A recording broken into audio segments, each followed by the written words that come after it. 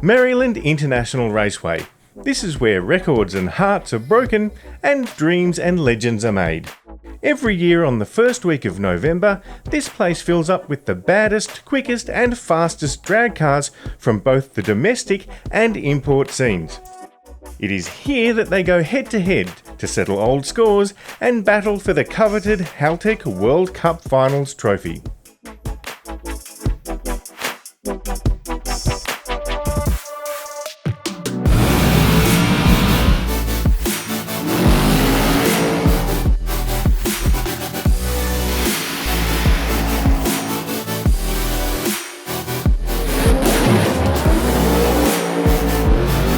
The event never fails to deliver top-notch action, and this year was no different, with 360 races from over 10 different countries competing in 10 different classes.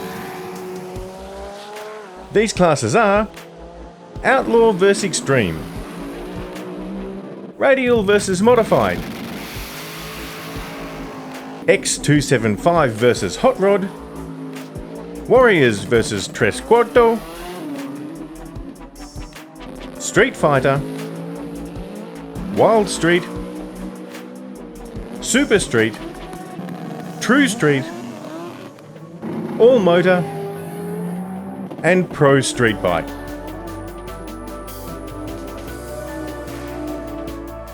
While the weather wasn't ideal during the Thursday qualifying, with rain messing the schedule around, by the time Friday came, the skies had cleared up and the track was ready for action.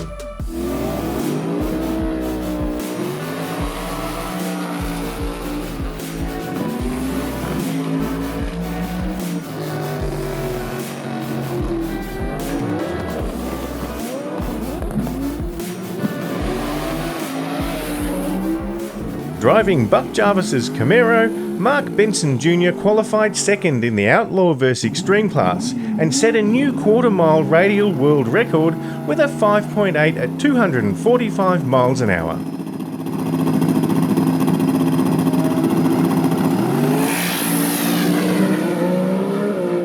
Unfortunately, that pass cost him the engine, and Mark had to retire the car, putting it on display at the Haltech stand for the remainder of the event. Damon Chin qualified with a 6.1 at 228 mile an hour in his 2JZ powered Celica. The car was fitted with a brand new turbo and intake setup, which looked promising in the qualifying. Unfortunately, a cracked weld in the intake prevented Damon from progressing to the second round of eliminations. Also in Outlaw vs Extreme, Haltech legend Big Boost Bill Lutz suffered from a bit of bad luck in the first round of elimination when a loose wire in his car tripped the guard beam, causing a red light.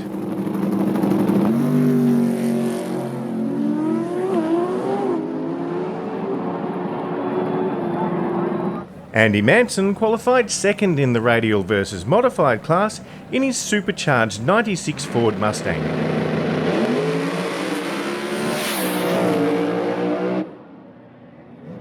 Fresh from setting a new PB, Matt Galliano brought his Haltech-controlled Evo 10 to compete in the Super Street class. Sadly, after qualifying, the car suffered from some serious mechanical issues, preventing it from progressing further.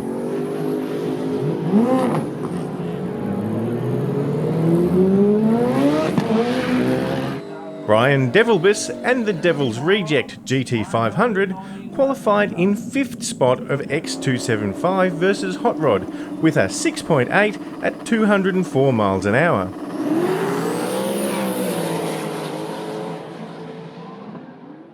And after 3 days of intense qualifying, the field was set for the eliminations.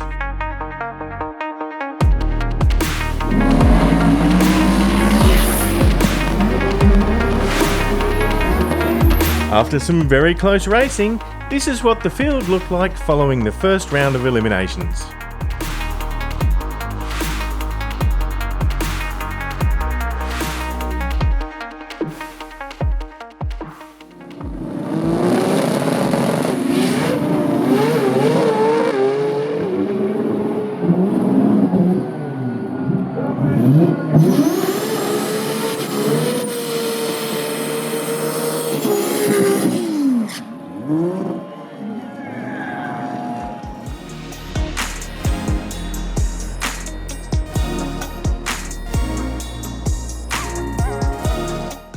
Radial versus Modified. David Meredith campaigned his H22 powered and Haltech controlled Honda Civic. Sporting a massive turbocharger and a rear-wheel drive conversion, the Civic progressed to the second round of eliminations, where it faced fellow Haltech racer Andy Manson and his Ford Mustang.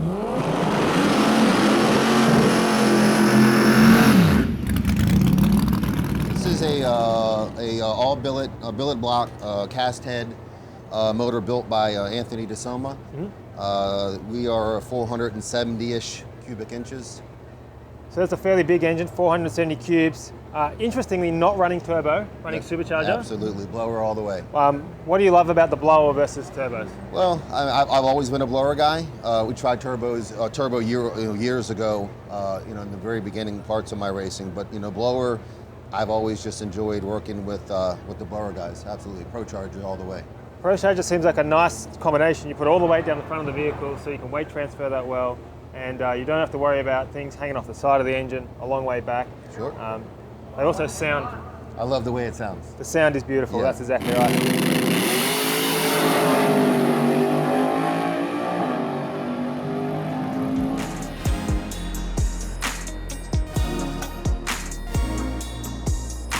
X275 versus Hot Rod.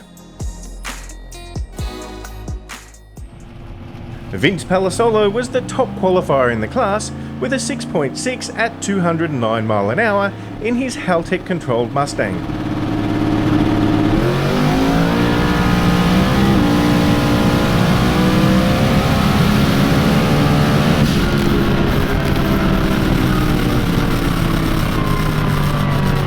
So tell us a bit about the engine. The engine is a 400-inch small block Ford, billet Lacido head, custom Bennett sheet metal intake.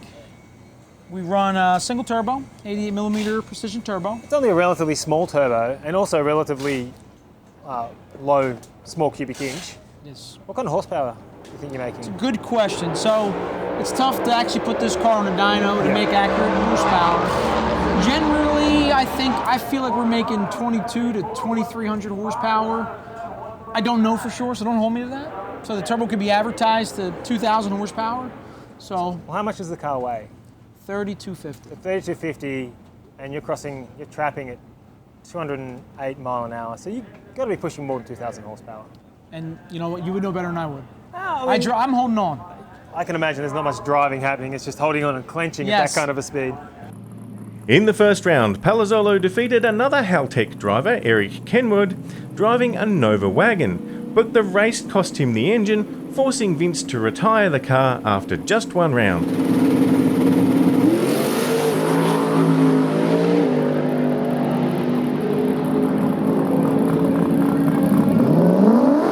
Craig Walls in the Jade Grenade Mustang qualified well with a 6.8 at 198 miles an hour.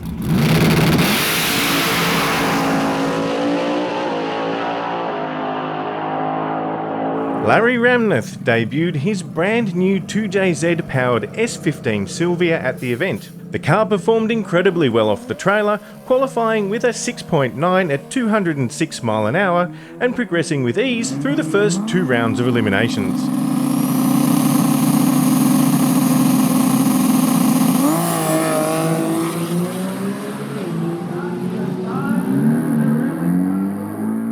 Haltech and a lot of cars over a lot of years. This is a new car for you. Tell me about it. This is my 2001 Nissan S15. Had this car for a while. It used to be an RB car, So believe it or not. You've gone from RB to... Oh yeah, we went from RB to the best thing in the world, Best thing in the world, the 2J. Yeah. So this is sort of a whole new build. Oh yeah, brand new build. My friends from JC Race Cars built me up a nice chassis car.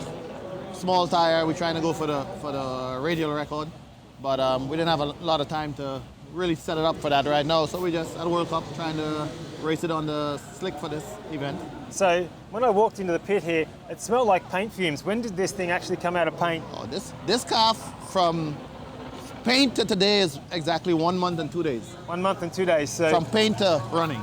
We've gone from being a bare shell with paint. Now we've got engine, transmission, rear end. Starting, tuning for yesterday was our first pass ever on the car. Ran a 709 at 196. So we ran a 709 first pass. First pass ever. And you're driving it? I'm driving And it. you decided, just that's it, backdoor it, My 7.0s. my chassis guy said if it goes straight, keep your foot to the floor.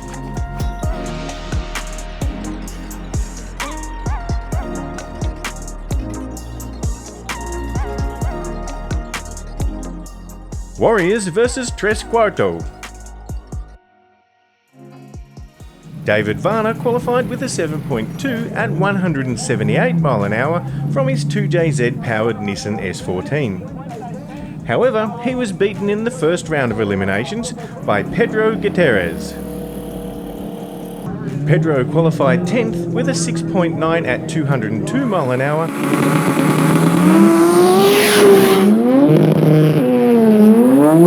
but went out in round 2 against the consistently fast James Smith and his Mustang.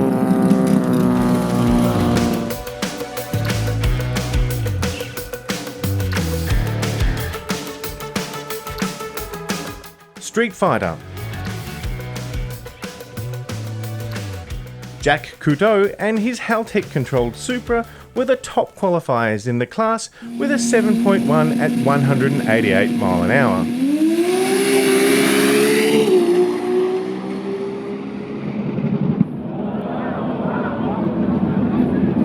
Eric Jarvis qualified with a 7.7 at 176 mile an hour in his K-powered Honda S2000, but lost to Asier Torres in the first round of the eliminations. Mike Waller and his gas-stroker Eclipse qualified well, but went down to Jacob Conant in the first round.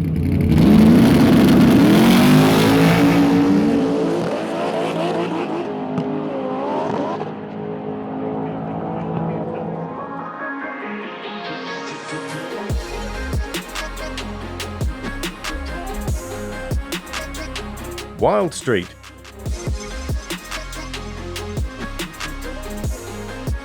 Martin Connolly and his Haltech controlled Mustang were the second fastest qualifiers in the class with a 7.4 at 182 mile an hour. Martin's car performed flawlessly both in qualifying and in the first elimination rounds, knocking out some very strong competition.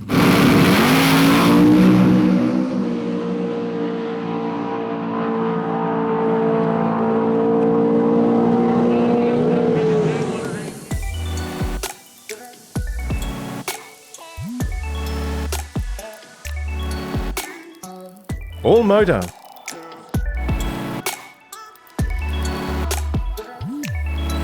I got Adam Hall here now. Adam, tell me what we're running here. We got a K24 engine. Naturally aspirated, I see no turbo on this. No turbo, no nitrous. Runs on M1. Uses 4-piston cylinder head, 4-piston piston and rod combo. It's a 99 millimeter stroke engine. Turning it close to 11,000 RPM. Swinging 11 grand. Yep. NAK series, how much power do we think we're making? We're making roughly around 420. How do you get 400 horsepower to the ground in a front wheel drive? Well, we got a weight bar up front that have about 80 pounds worth of weight in it right now. A lot of suspension tuning. I'll say we spend a ton of time quarter balancing the car, trying to get every corner of the car even. Obviously a biggest slick that we can run for the class that we, the class we run the car in. Yep. And it works pretty well. It leaves pretty good. So what is it running? We're running. You actually had a lot of success this year. You won a few events. What have you won? We won the last 2 Honda days. Yep. One at Maryland International Raceway. One in Epping, New Hampshire. And what does it take to do that? What kind of times you're running? The last one out, we were running pretty consistent 950s. Had a couple 60 passes in between. We had some really, really good reaction times at the lights. Yep. And So we're running mid-9s, all motor, front wheel drive. Yep.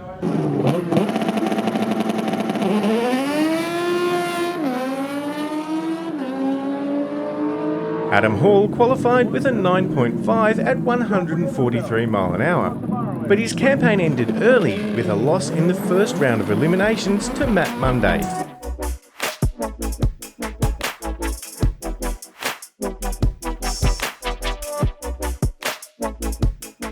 With the eliminations done, it was time to move on to the semi-finals and the finals.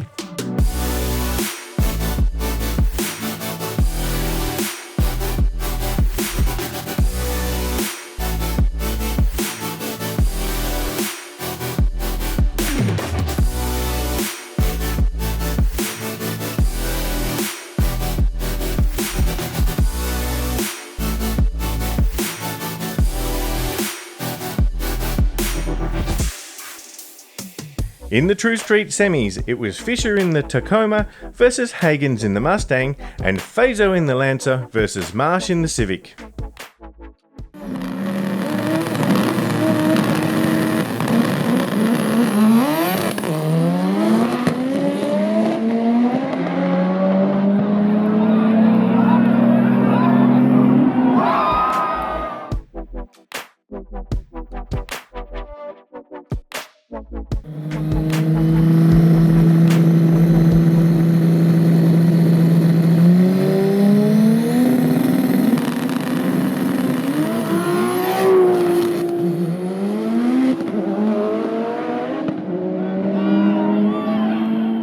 And Joe Fisher went on to win in the Tacoma. In Super Street, Maps and Ortiz were knocked out in the semis, making it a Jason Hunt versus Patrick Pelchant final.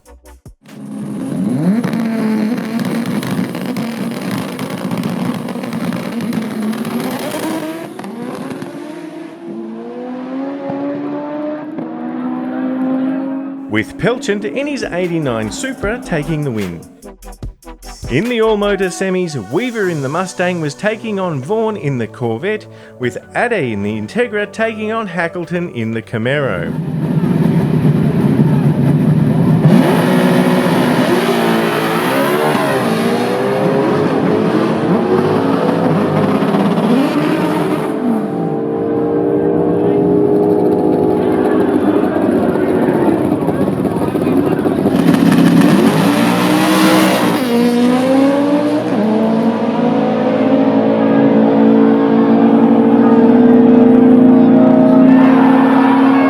Ade in the Integra went on to take out All Motor.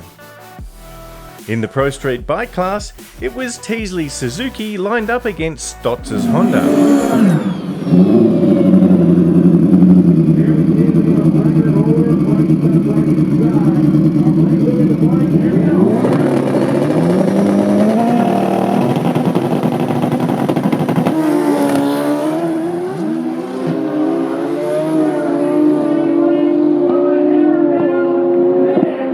And Teasley took the win. In Warriors vs Cuarto, it was Ria and Gomez who were knocked out to make way for James Smith and Homer Gomez in the finals.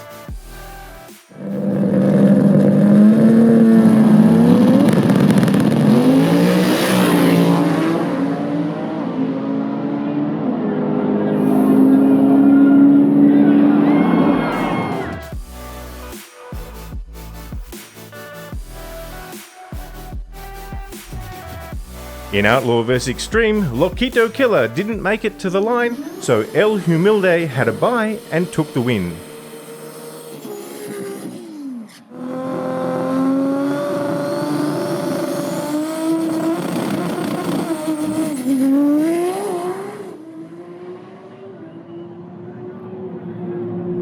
El Humilde once again proving it can mix it up with the big guns. In X275 vs Hot Rod, two Haltech cars made it to the semi-finals. Larry Ramnath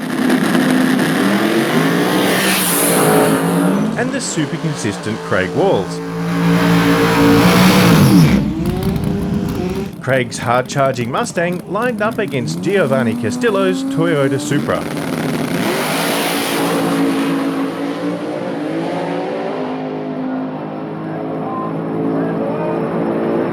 Craig Walls met Tony Hobson for the finals.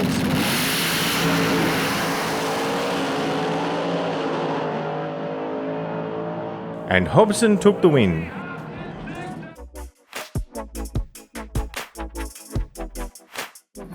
Andy Manson progressed to the semis after defeating fellow Haltech driver David Meredith and his turbocharged Honda Civic. He lined up against Scott Bitzer, while in the other semi it was Olivo in an RX-8 versus Riviera in another RX-8.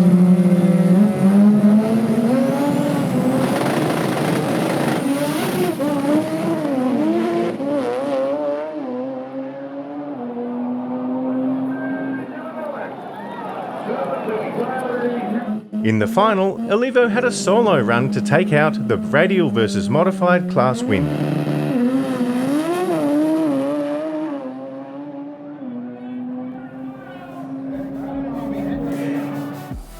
In Wild Street, it was Connolly in a Mustang versus Long in a Mustang, and Atkins in a Camaro versus Bartikov in another Mustang. Martin Connolly seemed unstoppable heading into the semis.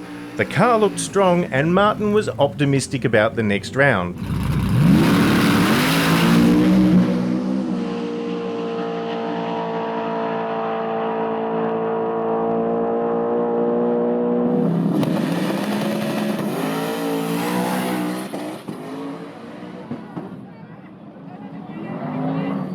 In the finals, it was Chevy versus Ford, with Atkins taking on Connolly.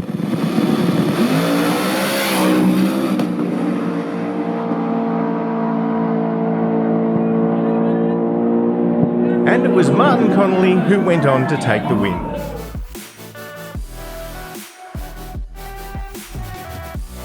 Martin Connolly, winner of Wild Street. How does it feel? It feels great.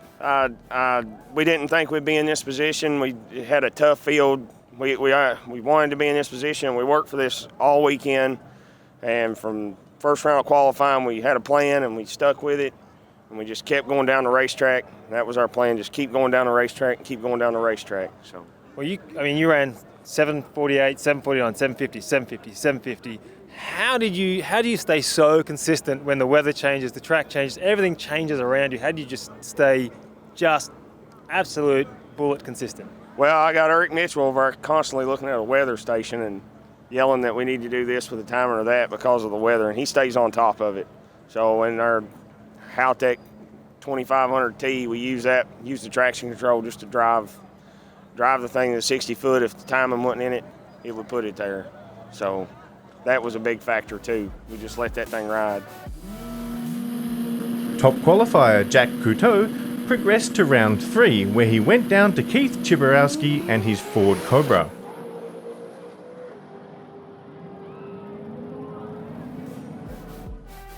In the Street Fighter finals, it was Conant versus Chiborowski and Farku versus Stanley.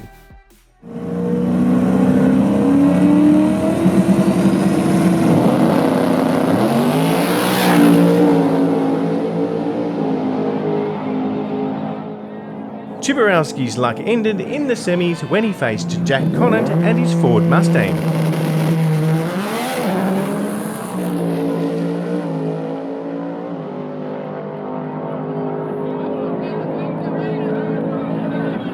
In the finals, it was another classic Chevy versus Ford battle.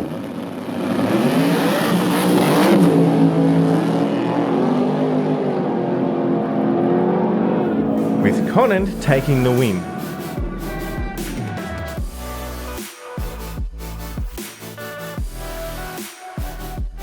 Jake Conan, you put on the big win light in the finals, Street Fighter. How does it feel?